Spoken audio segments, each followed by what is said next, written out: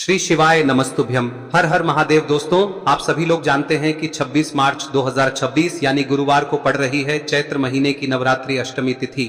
और दोस्तों, ये वो तिथि है जो चैत्र महीने में पड़ने वाली सबसे बड़ी तिथि है, क्योंकि यह गुरुवार के दिन पड़ रही है। और इस दिन नवरात्रि अष्टमी का कन्या पूजन भी किया जाएगा और इसका बहुत ही बड़ा और विशेष महत्व होता है। पूज्य गुरुजी ने कहा है, अगर कभी भी मौका लग जाए और चैत्र महीने की दुर्गा अष्टमी तिथि गुरुवार को पड़ जाए तो आप लोगों को 11 चावल के दाने वाला उपाय तो अवश्य ही करना चाहिए। और इन दोनों का संयोग बहुत ही कम आता है। और दोस्तों, पूज्य गुरुजी ने अपनी शिव महापुराण की कथा में बताया है, इस दिन आपको 11 चावल दाने वाला उपाय तो अवश्य ही करना चाहिए, क्योंकि ऐसा दिन पूरे साल में सिर्फ एक ही बार आता है। और दोस्तों, आप सभी लोग जानते हो कि नवरात्रि दुर्गा अष्टमी का अगर सबसे बड़ा कोई उपाय है तो वो 11 चावल के दाने वाला उपाय है। तो दोस्तों, इस अष्टमी के दिन आप लोगों को इस 11 चावल दाने वाले उपाय को जरूर करना है। बहुत सारे लोग होंगे जिन लोगों ने इस उपाय को न किया हो, मतलब पूरा साल निकल गया और उन्होंने किसी भी दिन इस 11 चावल के दाने वाले उपाय को न किया हो। पर दोस्तों, आपके पास एक आखिरी मौका बचा हुआ है, जो कि 26 मार्च के दिन। तो इस दिन आप लोगों को इस वाले उपाय को जरूर कर लेना है। भले ही आपने पूरे साल भर इस उपाय को ना किया हो, पर अगर आपने इस चैत्र महीने में पड़ने वाली दुर्गा अष्टमी के दिन अगर इस वाले उपाय को कर लिया तो आपको इस उपाय को करने का वो फल मिलेगा जिसकी आपने कभी कल्पना भी नहीं करी होगी। इसीलिए आप लोग इस वाले उपाय को एक बार जरूर कर लेना, ताकि आप लोगों के हाथ से यह मौका ना जा सके और आपको इस उपाय को करने का फल मिल सके। दोस्तों, यह उपाय पंडित जी ने अपनी अभी की ही शिव महापुराण की कथा में बताया है, जिस उपाय को आज हम आपको बहुत अच्छे से समझाने वाले हैं। इस वीडियो को देखने के बाद इस उपाय को समझने के लिए आपको कोई और वीडियो को देखने की जरूरत नहीं पड़ेगी। तो चलिए दोस्तों, उपाय को शुरू करते हैं। देखिए, यह इस चैत्र महीने के गुरुवार के दिन यह इतना खास होता है, इतना महत्वपूर्ण होता है। देखा गया है कभी कभी बड़े बड़े पूजा पाठ अनुष्ठान से जो मनोकामना पूर्ण नहीं होते, वो इस चैत्र महीने के नवरात्रि अष्टमी के दिन एक छोटे से उपाय करने से ही आपकी मनोकामना पूर्ण हो जाती है।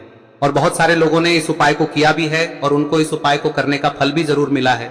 अगर आप लोग भी इस उपाय को गुरुवार नवरात्रि दुर्गा अष्टमी के दिन करना चाहते हैं तो आप इस उपाय को पहले अच्छे से समझ लेना, सुन लेना, उसके बाद करना। आपको इस उपाय का फल जरूर मिलेगा। और इस उपाय को कर लेने से आपके घर में चाहे किसी भी प्रकार की दुख और समस्या क्यों ना चल रही हो, आपको उसका कारण भी नहीं पता है कि भाई यह समस्या किस कारण से चल रही है, उसका कुछ भी कारण हो सकता है, जैसे पितृदोष हो सकता है या किसी भी तरह का मंगल दोष भी हो सकता है। तो इस दिन आप लोगों को यह वाला उपाय कर लेना है। यह एक ऐसा उपाय है जिस उपाय को अगर किसी विशेष दिन पर किया जाए तो भाई उस विशेष दिन का जो है वह तो हमें मिलता ही मिलता है। पर हमने उस दिन पर इस उपाय को किया है तो हमें उससे भी बड़ा फल मिलता है, और फल बहुत जल्दी मिलता है, क्योंकि आप इस उपाय को बहुत ही बड़े और विशेष दिन पर कर रहे हो। तो चलिए अब उपाय के बारे में बात करते हैं, लेकिन उससे पहले आप लोगों को यह जानना आवश्यक है कि आखिर यह उपाय किस समय करना है, किसको करना है और कैसे करना है। तो चलिए हम आगे आपको वीडियो में एक एक करके बता देते हैं, लेकिन उससे पहले अगर आप लोग हमारे चैनल पर नए हैं तो हमारे चैनल को सब्सक्राइब कर लेना और इस वीडियो को लाइक करके कमेंट बॉक्स में श्री शिवाय नमस्तुभ्यम ओम नमः शिवाय जरूर टाइप कर देना। और अपने फायदे के लिए, गरीबी दूर करने के लिए इस वीडियो को पूरा देखकर जाना, तभी आपको लाभ की प्राप्ति होगी। यदि आज आपने वीडियो को बीच बीच में से देखा, काट काट कर देखा, तो आपको जीवन में कभी सफलता हासिल भी। तो दोस्तों, इस 11 चावल के दाने वाले उपाय को हमें इस अष्टमी के दिन कैसे करना है, किसको करना है, किस समय करना है और कहां पर करना है, ये सारे सवालों के जवाब आपको इस वीडियो में मिल जाएंगे। और जो ये वीडियो देखेगा भाई, उसको 11 चावल के दाने वाला उपाय जरूर करना चाहिए, क्योंकि इस दिन एक चावल के दाने का भी बहुत ही बड़ा और विशेष महत्व होता है।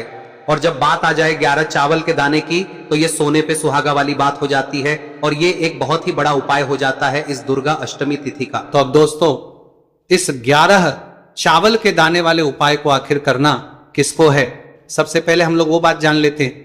तो देखो, घर की जो बड़ी माताएं बहनें होती हैं, उन माताओं बहनों में से कोई भी एक बड़ी माता बहन इस वाले उपाय को कर सकती है। और दोस्तों, अगर आप चाहें तो अपने घर में से सभी सदस्यों को भी इसको करवा सकते हैं। अगर किसी व्यक्ति की खुद की कोई मनोकामना है, खुद की कोई दुख और परेशानी है जो कि वो अपने लिए ही करना चाहता है इस वाले उपाय को, तो वह खुद अपने लिए भी कर सकता है। बाकी अगर कोई घर में से ऐसा है जो कि अपने पूरे घर परिवार की सुख और शांति के लिए ये वाला उपाय करना चाहता है, तो भाई वो भी कर सकता है, उसमें भी कोई दिक्कत वाली बात नहीं है। कहने का मतलब यह है कि इस उपाय को हर के सदस्य भी कर सकता है और पूरे घर परिवार के सदस्य के लिए घर की बड़ी माताओं बहनों में से कोई एक माता बहन भी कर सकती है। माताएं बहनें अगर घर में उपस्थित ना हो या वो ये वाला उपाय ना कर पा रही हो, तो फिर घर का कोई बड़ा सदस्य भी इस 11 चावल के दाने वाले उपाय को कर सकता है, चाहे फिर वो पुरुष ही क्यों ना हो, उसमें कोई भी दिक्कत वाली बात नहीं है। अब दोस्तों, इस 11 चावल के दाने वाले उपाय को हमें करना कहां पर है? हमें इसे शिव जी के मंदिर में जाकर करना है। बहुत सारे लोग प्रश्न करते हैं उपाय को करते समय, क्या हम इस उपाय को घर पर कर सकते हैं? तो इस वाले उपाय को आप घर पर नहीं कर सकते हो। इस वाले उपाय को करने के लिए आपको शिव जी के मंदिर ही जाना पड़ेगा। उसके बाद में दोस्तों जो अगला प्रश्न निकल कर आता है वो ये आता है इस उपाय को लेकर कि आखिर इस उपाय को हमें किस समय करना है? सुबह के समय करना है कि शाम के समय करना है? तो देखो, इस वाले उपाय को आप लोग सुबह के समय भी कर सकते हो और शाम के समय प्रदोष काल में भी कर सकते हो। अब अगर आप पूछो कि भाई सबसे उत्तम समय कौन सा रहेगा इस 11 चावल के दाने वाले उपाय को करने का, तो हम आपसे बस यही कहेंगे कि इस उपाय को आप सुबह के समय करेंगे तो ज्यादा बेहतर होगा।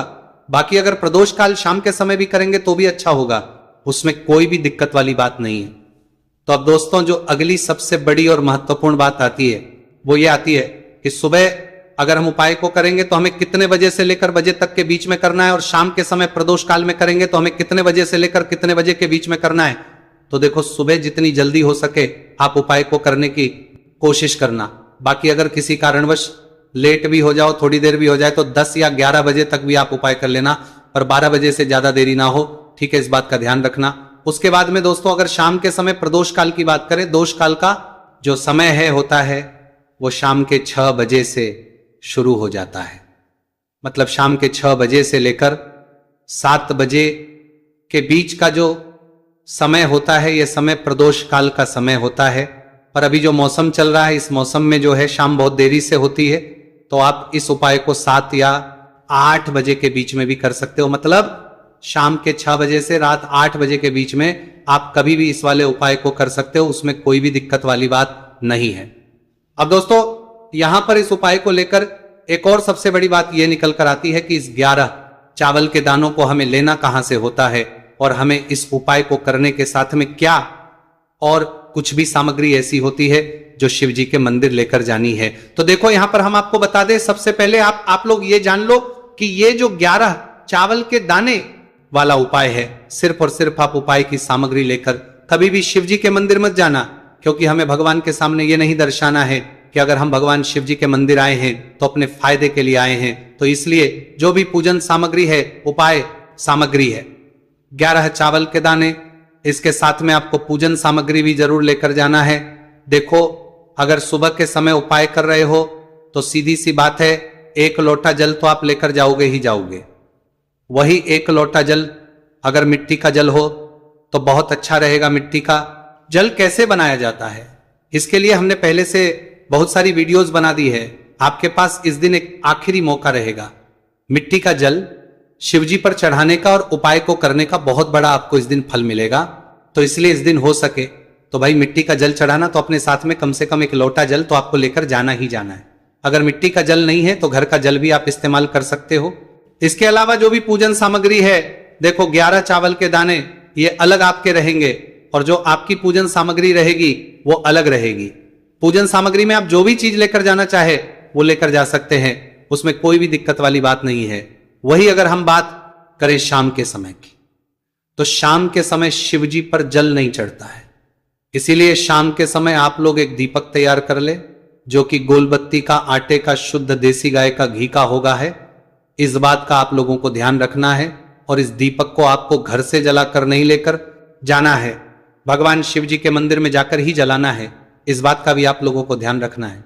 अब दोस्तों यहां पर हमें इस बात को समझना है कि ये 11 चावल के दाने हमें लेना कहां से है, क्या हमें दुकान से लेकर आना है या हमें अपने घर से लेना है या कहां से लेकर आना है और कौन से चावल लेना है, क्योंकि चावल भी बहुत प्रकार के होते हैं। तो देखो इन सभी सवालों के जवाब आप लोग एक बात में सुन लो कि भाई ये जो है इस उपाय में आपको ये नहीं देखना है कि भाई कौन से चावल है कौन से चावल नहीं है, बस जो भी चावल ले रहे हो वो चावल का दाना सबूत होना चाहिए, मतलब साबुत होना चाहिए, टूटा हुआ नहीं होना चाहिए, कटा पीटा नहीं होना चाहिए। ये बात आपको ध्यान रखना है। बाकी आपका चावल बासमती हो या सादा चावल हो या कोई सा भी चावल हो, उसमें कोई भी दिक्कत वाली बात नहीं है।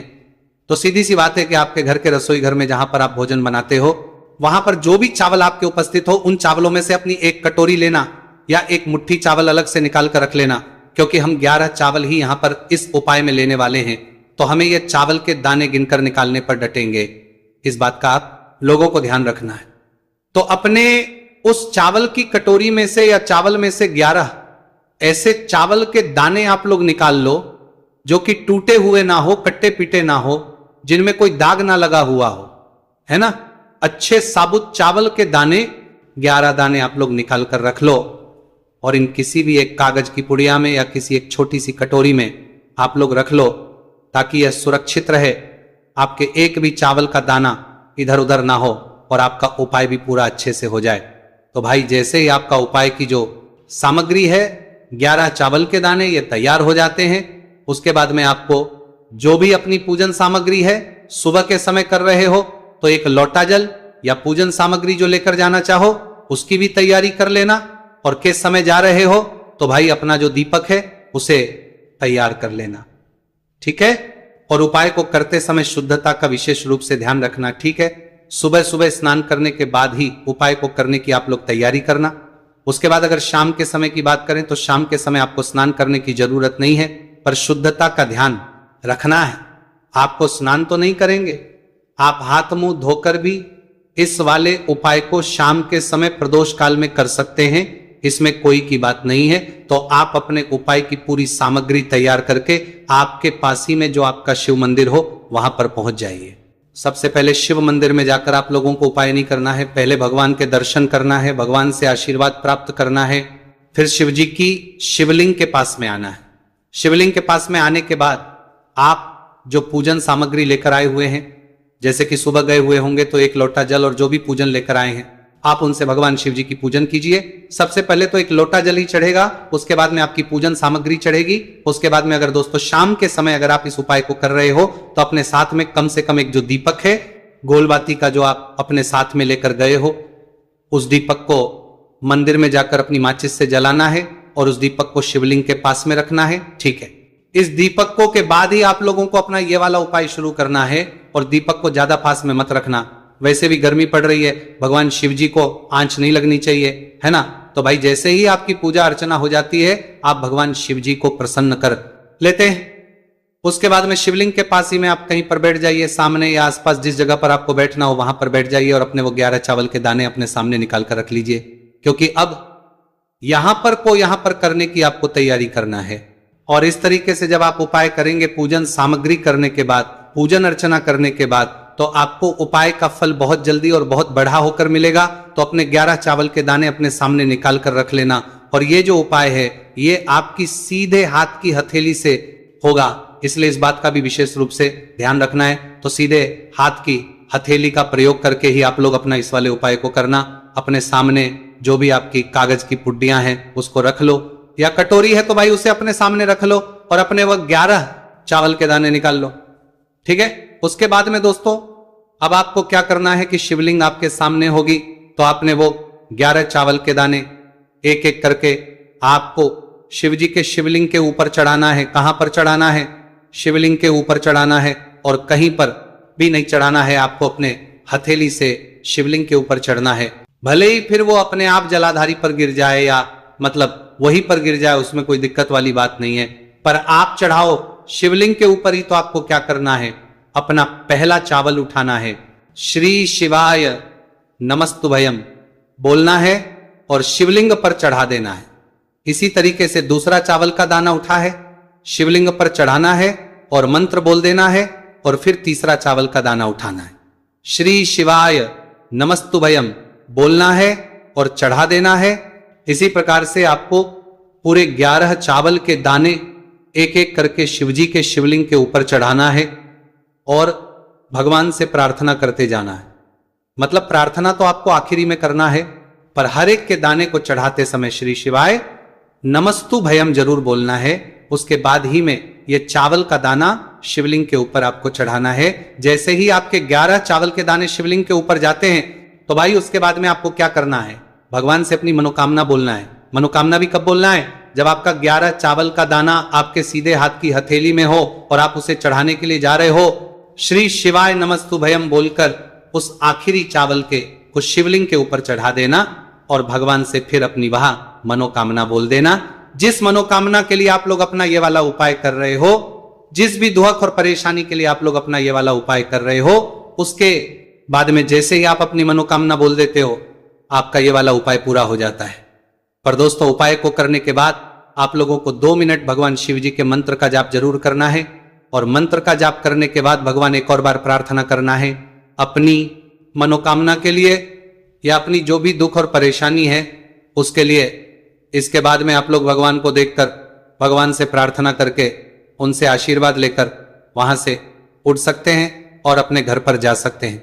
बस दोस्तों, यहां पर यह वाला उपाय पूरा हो जाता है। इस तरीके से जो भी व्यक्ति छोटी छोटी चीजों का ध्यान रखते हुए इस 11 चावल के दाने वाले उपाय को करेगा, निश्चित सी बात उसे उसकी मनोकामना जल्द ही पूर्ण होगी, और जो भी दुख और परेशानी है वो भी बहुत ही जल्दी दूर होंगे।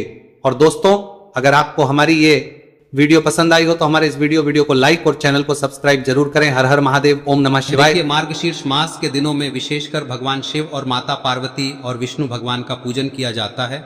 अब साथ ही साथ पूर्णिमा का दिन भी पड़ गया है, तो ऐसा समझ लीजिए आपके जीवन में धन भी आएगा, सुख भी आएगा, धन बढ़ेगा भी, और साथ ही साथ आपके जीवन के सारे संकटों को भगवान शिव जी दूर कर देंगे। तो चलिए सबसे पहले बात कर लेते हैं सबसे पहले उपाय की, जो कि गुरुवार वाले दिन आपको विशेषकर करना है। और इस उपाय को करने से आपकी कोई भी ऐसी इच्छा, कोई भी विश जो अभी तक अधूरी है, पूरी नहीं हो रही है, तो आपकी बड़ी से बड़ी विश और मनोकामना भी पूरी हो जाती है जब आप गुरुवार पूर्णिमा वाले दिन इस पहले उपाय को कर लेते हैं। तो देखिए, आप सभी जानते हैं कि श्री हरि विष्णु जो है उन्हें तुलसी दल सबसे प्रिय है। बिना तुलसी माता के श्री हरि विष्णु अधूरे हैं, और बिना तुलसी पत्तों के श्री हरि विष्णु का भोग अधूरा है। अब श्री हरि विष्णु को प्रसन्न करके आप अपनी किसी भी मनोकामना को पूरा कर सकते हैं, क्योंकि श्री हरि विष्णु प्रसन्न हो गए तो आपकी कोई भी विश और इच्छा, मनोकामना अधूरी नहीं रहेंगी। तो आपको तुलसी के 5 पत्ते लेने हैं। अब ये 5 तुलसी के पत्ते जो आपने लिए हैं, ये 5 तुलसी के पत्ते आपको श्री हरि विष्णु को अर्पित करने हैं। अपने घर के मंदिर में ही ठीक है, ऐसा आपको करना है। आपके घर में श्री हरि विष्णु की कोई मूर्ति है, प्रतिमा है, वहां पर यह 5 तुलसी के पत्ते आप रखें, और साथ ही साथ एक देसी घी का दीपक गोल बाती का आपको लगाना है, और ओम नमो भगवते वासुदेवाय नमः इस मंत्र का आपको 11 बार जप करना है। देखो मंत्र कौन सा है, ओम नमो भगवते वासुदेवाय नमः, और फिर श्री हरि विष्णु से अपनी विश, अपनी इच्छा, अपनी मनोकामना कह देना, और फिर देखना आपकी विश और इच्छा, जो भी आपकी मनोकामना है, जो भी अपने जीवन में आपको चाहिए। अगर निर्धनता बहुत है, आप अपने घर से गरीबी को दूर करना चाहते हैं, या फिर धन आपका बढ़ता नहीं है, आप चाहते हैं कि आपका धन बढ़े, या फिर आपके घर में फिजूल खर्ची बहुत होती है, पैसा आपके पास नहीं रुकता है, आप चाहते हैं कि पैसा आपके पास रुके, या फिर घर में कोई व्यक्ति ऐसा है जो बहुत बीमार रहता है, या फिर किसी का विवाह नहीं हो पा रहा है, तो जो भी आपकी इच्छा है, जो भी आपके विश है, बस एक बार श्री हरि विष्णु से कह दें। दिन है, साथ ही 7 साल का सबसे बड़ा दिन है।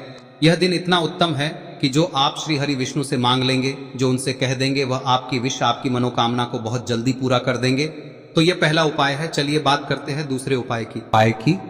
देखो, यदि आपके जीवन में आर्थिक संकट बहुत अधिक हो रहे हैं, धन की समस्या लगातार जीवन में बनी हुई है, एक एक रुपयों को प्राप्त करने के लिए आपको बहुत अधिक मेहनत कर रहे हैं, तो आज रात्रि में सोने से पहले आपको हो यह चमत्कारी दीपक का उपाय अवश्य करना है। या फिर यदि आपका